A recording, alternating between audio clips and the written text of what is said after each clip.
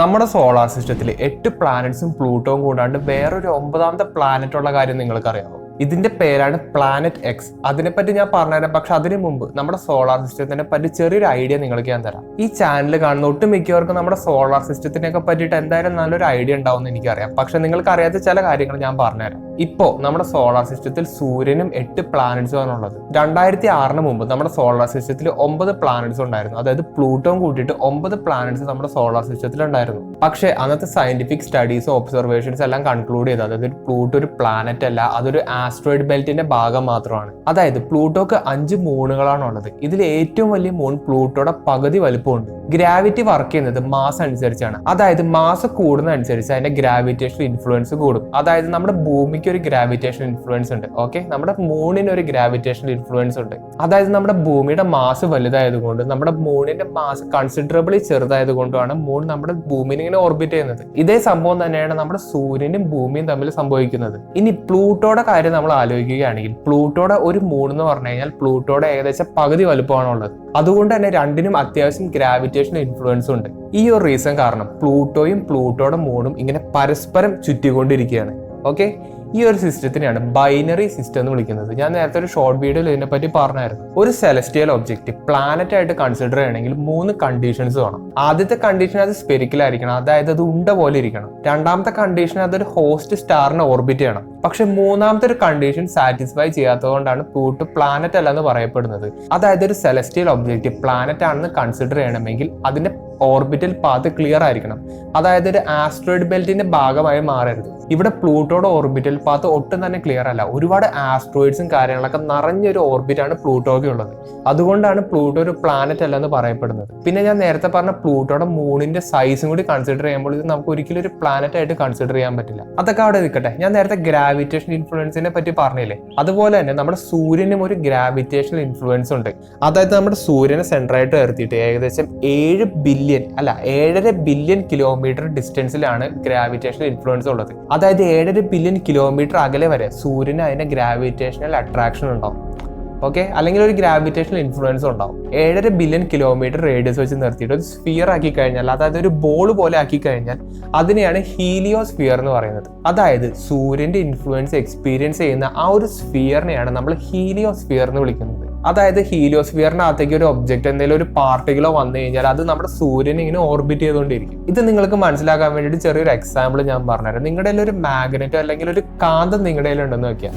Okay, അപ്പോൾ ആ കാന്തത്തിന്റെ അടുത്തേക്ക് നിങ്ങളൊരു ഇരുമ്പിന്റെ കഷ്ണം വച്ച് കഴിഞ്ഞാൽ ആ കാന്തം ഈ ഇരുമ്പിനെ ഇങ്ങനെ അട്രാക്ട് ചെയ്യും. പക്ഷേ ഈ ഇരുമ്പിനെ നമ്മളിങ്ങനെ കാന്തത്തിന്റെ അടുത്തുനിന്ന് ദൂരേക്ക് മാറ്റിക്കൊണ്ടിരിക്കും തോറും ഈ കാന്തം ഈ ഇരുമ്പിനെ അട്രാക്ട് ചെയ്യുന്ന ആ ഒരു സ്ട്രെങ്ത്തിൽ, ആ ഒരു ഫോഴ്സ് അത് കുറഞ്ഞു വരുന്നതായിട്ട് നിങ്ങൾക്ക് എക്സ്പീരിയൻസ് ചെയ്യാൻ പറ്റും. അതായത് നമ്മുടെ സൂര്യനൊരു ഗ്രാവിറ്റേഷണൽ ഇൻഫ്ലുവൻസ് ഉണ്ട്. ആ ഇൻഫ്ലുവൻസ് ഏകദേശം 7.5 ബില്യൺ കിലോമീറ്റേഴ്സ് ദൂരെയാണ് ഇങ്ങനെ നിൽക്കുന്നത്. ആ റേഡിയസ് വെച്ച് ഫോം ചെയ്യുന്ന ഒരു സ്ഫിയർ, അതായത് 360 ഡിഗ്രി ഇൻഫ്ലുവൻസ് ഉണ്ടാവുമല്ലോ, ആ ഒരു സ്ഫിയറിനെയാണ് നമ്മൾ ഹീലിയോസ്ഫിയർ എന്ന് വിളിക്കുന്നത്. ഈ ഒരു കാര്യം മനസ്സിലായെങ്കിൽ മാത്രമാണ് ഞാൻ ഇനി പറയാൻ പോണ കാര്യങ്ങൾ നിങ്ങൾക്ക് റിലേറ്റ് ചെയ്യാൻ പറ്റുള്ളൂ. അതായത് ഓർബിറ്റ് എന്ന് പറയുമ്പോൾ സൂര്യനെ നടുക്ക് നിർത്തിയിട്ട് അങ്ങനെ ഒരു പ്ലാനറ്റ്സ് നല്ല കറക്റ്റ് റേഡിയസിന് ഇങ്ങനെ കറങ്ങുന്നതെന്നല്ല. പ്ലൂട്ടോയുടെ ഓർബിറ്റ് എന്ന് പറഞ്ഞാൽ ഹൈലി എലിപ്റ്റിക്കൽ ഓർബിറ്റ് ആണ്. അതായത് ഇതിന്റെ റേഡിയസ് കോൺസ്റ്റന്റ്ലി ചേഞ്ച് ചെയ്തുകൊണ്ടിരിക്കും. ചില സമയത്ത് പ്ലൂട്ടോയും സൂര്യനും തമ്മിലുള്ള ഡിസ്റ്റൻസ് വളരെ കുറവായിരിക്കും. ചില സമയത്ത് പ്ലൂട്ടോയും സൂര്യനും തമ്മിലുള്ള ഡിസ്റ്റൻസ് ഭയങ്കര കൂടുതലായിരിക്കും.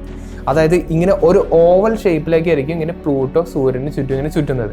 ഓക്കെ, അതിനാണ് ഹൈലി എലിപ്റ്റിക്കൽ ഓർബിറ്റ് എന്ന് പറയുന്നത്. ഇതേ സിറ്റുവേഷൻ തന്നെ നമ്മുടെ സോളാർ സിസ്റ്റത്തിലുള്ള ഗ്യാസ് ജയൻസിനുണ്ട്. പക്ഷെ ഇത് അത്ര എക്സ്ട്രീം അല്ലെന്നേ ഉള്ളൂ. നമ്മുടെ സൂര്യനെ ഓർബിറ്റ് ചെയ്യുന്ന എല്ലാ പ്ലാനറ്റ്സും ഒരു ഓവൽ ഷേപ്പിലാണ് ഓർബിറ്റ് ചെയ്യുന്നത്. പക്ഷെ ഒരു എക്സ്ട്രീം ലെവലിൽ ഹൈലി എലിപ്റ്റിക്കലായിട്ട് ഓർബിറ്റ് ചെയ്യുന്ന ഒരു സാധനം ഉള്ളൂ, അത് നമ്മുടെ പ്ലൂട്ടോ ആണ്. ഇനിയാണ് ഞാൻ നേരത്തെ എക്സ്പ്ലെയിൻ ചെയ്ത് ഹീലിയോസ്ഫിയറിന് ആവശ്യം വരുന്നത്. അതായത് 7.5 ബില്യൺ കിലോമീറ്റർ ആണ് ഹീലിയോസ്ഫിയറിന്റെ റേഡിയസ്. പക്ഷെ സൂര്യനും പ്ലൂട്ടോയും തമ്മിലുള്ള ആവറേജ് ഡിസ്റ്റൻസ് എന്ന് പറയുന്നത് 6 ബില്യൺ കിലോമീറ്റേഴ്സ് ആണ്. ഈ രണ്ട് ഡേറ്റയും കൂടി നമ്മൾ മൈനസ് ചെയ്ത് കഴിഞ്ഞാൽ ഏകദേശം 1.5 ബില്യൺ കിലോമീറ്റർ കൂടി ബാക്കിയുണ്ട്. ഈ ഒരു സ്ഥലത്ത് സൂര്യന്റെ ഗ്രാവിറ്റേഷണൽ ഇൻഫ്ലുവൻസ് ഉണ്ട്. അതായത് ഈ ഒരു സ്ഥലത്ത് നമ്മൾ ഇതുവരെ ഡിസ്കവർ ചെയ്യാത്ത ഒരു പ്ലാനറ്റ് ഓർബിറ്റ് ചെയ്യാനുള്ള ചാൻസസ് ഉണ്ട്. വേറൊരു കോമഡി എന്ന് വെച്ചാൽ നമ്മൾ ഏകദേശം ഒരു 100 വർഷമായിട്ട് ഈ ഒരു പ്ലാനറ്റിനെ നോക്കി നടക്കുകയാണ്. അതായത് ഇങ്ങനത്തെ ഒരു പ്ലാനറ്റ് ഉണ്ടെന്നുള്ള ഒരു കാര്യം നമ്മൾ തിയറിറ്റിക്കലി പ്രൂവ് ചെയ്തതാണ്. ഒരുപാട് മാത്തമാറ്റിക്കൽ കാൽക്കുലേഷൻസും കാര്യങ്ങളൊക്കെ പറയുന്നത് ഇങ്ങനത്തെ ഒരു പ്ലാനറ്റ് ഉണ്ടാകുന്നുള്ള പോസിബിലിറ്റി നല്ലോണം ഉണ്ട്.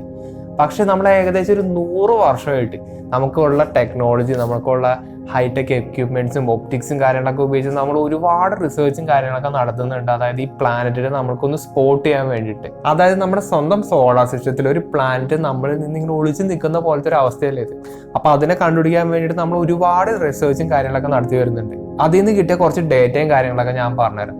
പ്ലൂട്ടോയുടെ ഒരു വർഷം എന്ന് പറയുന്നത് 185 ഭൂമിയുടെ വർഷമാണ്. അതായത് പ്ലൂട്ടോ ഒരു കംപ്ലീറ്റ് ഓർബിറ്റ് ചെയ്യണമെങ്കിൽ 185 വർഷങ്ങൾ എടുക്കും. പക്ഷേ ഈ ഒരു പ്ലാനറ്റ്, അതായത് നമ്മളിങ്ങനെ ഐഡന്റിഫൈ ചെയ്യാത്ത ഈ ഒരു പ്ലാനറ്റ് ഏകദേശം 10,000 to 20,000 വർഷം കൊണ്ടാണ് നമ്മുടെ സൂര്യന് ചുറ്റും ഒരൊറ്റ കംപ്ലീറ്റ് ഓർബിറ്റ് ചെയ്യുന്നത്. അതായത് അതിൻ്റെ ഒരു വർഷം എന്ന് പറയുന്നത് 10,000 to 20,000 ഭൂമിയുടെ വർഷമായിരിക്കും.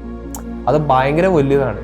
ഇത്രയും വലിയൊരു ഓർബിറ്റൽ പീരീഡ് ഉണ്ടെന്ന് വിശ്വസിക്കുന്നത് കൊണ്ട് തന്നെ നമ്മുടെ ഭൂമിയിൽ വെച്ച് ഇതിനെപ്പറ്റി സ്റ്റഡി ചെയ്യാനുള്ള, അതായത് ഒബ്സർവേഷനും കാര്യങ്ങളൊക്കെ നടത്തി വരാൻ ഭയങ്കര ബുദ്ധിമുട്ടാണ്.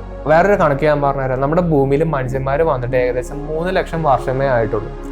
അപ്പോൾ ഇതിൻ്റെ ഒരു ഓർബിറ്റൽ പീരീഡ് എന്ന് പറഞ്ഞാൽ 10,000 to 20,000 വർഷമാണ്. അത് നമ്മളിപ്പോൾ ഇത്ര ടെക്നോളജിക്കലി അഡ്വാൻസ്ഡ് ആയത്, അതായത് സയന്റിഫിക്കും അങ്ങനെയുള്ള ഒരുപാട് ടെക്നോളജിയും കാര്യങ്ങളൊക്കെ ഇത്ര അഡ്വാൻസ്ഡ് ആയിട്ട് ഒരു 100 വർഷം പോലും ആയിട്ടില്ല. ഒരു 60-70 വർഷത്തിനുള്ളിലാണ് ഇത്ര അഡ്വാൻസ്മെന്റ്സ്. ഭയങ്കര ഒരു ഗ്രാഫിന് മുകളിലേക്ക്, ഭയങ്കര കുത്തനെ മുകളിലേക്കാണ് പോയിരിക്കുന്നത്. അപ്പൊ ഇത്തരം കാര്യങ്ങളൊക്കെ നമ്മളൊന്ന് കോറിലേറ്റ് ചെയ്ത് കഴിഞ്ഞാൽ നമുക്ക് ഈ പ്ലാനറ്റിനെ കണ്ടുപിടിക്കാൻ ഭയങ്കര ബുദ്ധിമുട്ടാണ്. അതായത് നമ്മൾ ജസ്റ്റ് ഇപ്പൊ തുടങ്ങിയതേ ഉള്ളൂ. ജസ്റ്റ് എന്ന് പറഞ്ഞപ്പോഴാണ് നമുക്ക് JWST എന്ന് പറഞ്ഞൊരു ടെലിസ്കോപ്പ് ഉണ്ട്. അത് ഭയങ്കര അഡ്വാൻസ്ഡ് ആയിട്ടുള്ളൊരു സ്പേസ് ടെലിസ്കോപ്പ് ആണ്. അപ്പൊ ഇതിൻ്റെയൊക്കെ ഒരു ഒബ്സർവേഷനും കാര്യങ്ങളൊക്കെ കൊണ്ട് നമ്മൾ മിക്കവാറും പ്ലാനറ്റ് എക്സ്, അതായത് നമ്മുടെ സോളാർ സിസ്റ്റത്തിൽ പുതിയൊരു മെമ്പറിനെ കണ്ടുപിടിക്കാൻ അധികം നാളൊന്നും എടുക്കേണ്ടി വരില്ല എന്നാണ് എനിക്ക് തോന്നുന്നത്. പിന്നെ ഈ പ്ലാനറ്റ് എക്സിസ്റ്റ് ചെയ്യുന്നുണ്ടെന്നുള്ളതിൻ്റെ ഒരു റീസൺ ഞാൻ പറഞ്ഞുതരാം. അതായത് നമ്മുടെ യുറാനസിന്റെയും നെപ്റ്റ്യൂണിന്റെയും ഓർബിറ്റ് ഭയങ്കര ഏകദേശം ഒരു ഹൈലി എലിപ്റ്റിക്കൽ ഓർബിറ്റ് ആണ്. അതായത് കറക്റ്റ് സർക്കുലർ ഓർബിറ്റ് അല്ല, സർക്കുലർ ഓർബിറ്റ് ഒന്നിനുമില്ല, എന്നാലൊരു ഏകദേശം ഒരു ഹൈലി എലിപ്റ്റിക്കൽ ഓർബിറ്റ് ആണ് യുറാനസിനും നെപ്റ്റ്യൂണും ഉള്ളത്. അതായത് അവസാനത്തെ 2 പ്ലാനറ്റ്സിനുള്ളത്. ഓക്കെ, പ്ലൂട്ടോക്കാണെങ്കിൽ എക്സ്ട്രീംലി ഹൈലി എലിപ്റ്റിക്കൽ ഓർബിറ്റ് എന്നൊക്കെ വേണമെങ്കിൽ പറയാം. അപ്പോൾ ഇങ്ങനെ ഈ ഒരു ഹൈ എലിപ്റ്റിക്കൽ ഓർബിറ്റ് ഫോം ചെയ്യാൻ കാരണം, അതായത് ഇത്ര ഹൈലി എലിപ്റ്റിക്കൽ ആവാൻ കാരണം ഈ ഒരു പ്ലാനറ്റിന്റെ ഇൻഫ്ലുവൻസ് കൊണ്ടാണെന്ന് ഒരുപാട് റിസർച്ചും കാര്യങ്ങളൊക്കെ പറയുന്നുണ്ട്. അതായത് ഇങ്ങനത്തെ ഒരു സെലസ്റ്റിയൽ ഒബ്ജക്റ്റിന്റെ ഇൻഫ്ലുവൻസ് കൊണ്ടാണ് ഈ 3 പ്ലാനറ്റ്സ്, അല്ലെങ്കിൽ ഈ പ്ലാനറ്റ്സ് ഇങ്ങനെ ഹൈലി എലിപ്റ്റിക്കൽ ആയിട്ട് ഇങ്ങനെ സൂര്യന് ചുറ്റും ഇങ്ങനെ ഓർബിറ്റ് ചെയ്യുന്നത്. അങ്ങനെ കുറച്ച് സയന്റിഫിക് ഡേറ്റയും കാര്യങ്ങളൊക്കെ പറയുന്നുണ്ട്. അപ്പോൾ ഇതൊക്കെ കൊണ്ടാണ് ഇങ്ങനത്തെ ഒരു പ്ലാനറ്റ് ഉണ്ടെന്ന് നമ്മൾ വിശ്വസിക്കാൻ കാരണം. പിന്നെ വേറൊരു വിഭാഗം ആൾക്കാർ പറയുന്നത് എന്താണെന്ന് വെച്ചാൽ ഈ ഒരു സെലസ്റ്റിയൽ ഒബ്ജക്റ്റ് ഒരു പ്ലാനറ്റ് അല്ല, ഇതൊരു ബ്ലാക്ക് ഹോളാന്ന് പറയുന്ന ഒരുപാട് ആൾക്കാരുണ്ട്. പക്ഷെ അതിനെ പറ്റിയിട്ട് എനിക്ക് കറക്റ്റ് ഒരു ഡേറ്റയും കാര്യങ്ങളൊന്നും ഇല്ല. പക്ഷെ ഒരുപാട് ആൾക്കാർ അതിനെപ്പറ്റി പറയുന്നതായിട്ട് ഞാൻ കേട്ടിട്ടുണ്ട്. അതായത് നമ്മുടെ സൂര്യനെ ഒരു ബ്ലാക്ക് ഹോൾ, ഒരു ചെറിയൊരു ബ്ലാക്ക് ഹോൾ ചുറ്റുന്നുണ്ടെന്ന് ഒരുപാട് ആൾക്കാർ പറയുന്നുണ്ട്. അതായത് ഒരു പ്രൈമോഡിയൽ ബ്ലാക്ക് ഹോൾ ആണെന്നാണ് ഒരുപാട് ആൾക്കാർ പറയുന്നത്. പ്രൈമോഡിയൽ ബ്ലാക്ക് ഹോൾ എന്ന് പറഞ്ഞു കഴിഞ്ഞാൽ നമ്മുടെ ബിഗ് ബാങ് സംഭവിച്ചില്ല, അതായത് നമ്മുടെ യൂണിവേഴ്സൊക്കെ ഒരൊറ്റ പോയിന്റിനാണ് സ്റ്റാർട്ട് ചെയ്യുന്നല്ല പറയുന്നത്. അപ്പോൾ ഈ ബിഗ് ബാങ് സംഭവിച്ച ഉടനെ തന്നെ ഫോം ചെയ്ത ബ്ലാക്ക് ഹോൾസിനെയാണ് പ്രൈമോഡിയൽ ബ്ലാക്ക് ഹോൾസ് എന്ന് പറയുന്നത്. ഭയങ്കര സിമ്പിളായിട്ട് പറയണമെങ്കിൽ അതാണ്. അപ്പോൾ അത്രയൊക്കെ ഉള്ളൂ. ഞാൻ ഈ വീഡിയോയിൽ പ്ലാനറ്റ് എക്സ് എക്സിസ്റ്റ് ചെയ്യാനുള്ള റീസൺസും കാര്യങ്ങളൊക്കെയാണ് പറഞ്ഞത്. ഒരുപാട് ആൾക്കാർ കമന്റ്സിൽ ചോദിച്ചൊരു ഡൗട്ടും കൂടിയാണിത്. അതുകൊണ്ടാണ് നമ്മൾ ഇങ്ങനത്തെ ഒരു വീഡിയോ ചെയ്യുന്നത്. ഒരുപാട് ഗ്യാപ്പ് ഇട്ടിട്ടാണ് നമ്മൾ സയന്റിഫിക് ആയിട്ടുള്ള ഒരു ലോങ് വീഡിയോ ചെയ്യുന്നത്. അതിന്റെ റീസൺ ബാക്ക്ഗ്രൗണ്ടിൽ നമ്മൾ വേറൊരു പ്രൊജക്ട് ചെയ്യുന്നുണ്ട്. മലയാളത്തിൽ ഇന്നേ വരെ ആരും ചെയ്യാത്ത ടൈപ്പ് വീഡിയോസ് ആയിരിക്കും നമ്മൾ അതിലൂടെ ചെയ്യാൻ പോകുന്നത്. കാരണം അതൊരു എക്സ്പെരിമെന്റൽ ടൈപ്പ് വീഡിയോസ് ആണ്. മിക്കവാറും അതിന്റെ ഫസ്റ്റ് വീഡിയോ ഈ ഒരു ആഴ്ച അല്ലെങ്കിൽ അടുത്തൊരാഴ്ചയായിരിക്കും നമ്മൾ അപ്ലോഡ് ചെയ്യുന്നത്. അപ്പൊ അതിന്റെ ഒരു തിരക്കിലായിരുന്നു ഒരു കഴിഞ്ഞ 2-3 ആഴ്ചയായിട്ട്. അതായത് കഴിഞ്ഞ വർഷം പോലെ നമ്മൾ ഇതിനെ പറ്റിയുള്ള പ്ലാനിങ്ങും കാര്യങ്ങളൊക്കെ ആയിരുന്നു. അതുകൊണ്ടാണ് നമ്മൾ ലോങ് വീഡിയോസ് ഒന്നും അധികം അപ്ലോഡ് ചെയ്യാത്തത്. അപ്പൊ അത്രയൊക്കെ ഉള്ളൂ. നമുക്ക് ഇനി എന്തായാലും അടുത്ത വീഡിയോ കാണാം. നിങ്ങൾക്ക് എന്തെങ്കിലും ഡൗട്ടോ കാര്യങ്ങളോ പുതിയ വീഡിയോ സജഷൻസോ എന്തെങ്കിലും ഡൗട്ടോ അങ്ങനെ എന്തെങ്കിലുമൊക്കെ ഉണ്ടെങ്കിൽ നമ്മുടെ കമന്റിൽ കമന്റ് ചെയ്യാം. അപ്പൊ ശരി, നമുക്ക് ഇനി എന്തായാലും അടുത്ത വീഡിയോ കാണാം.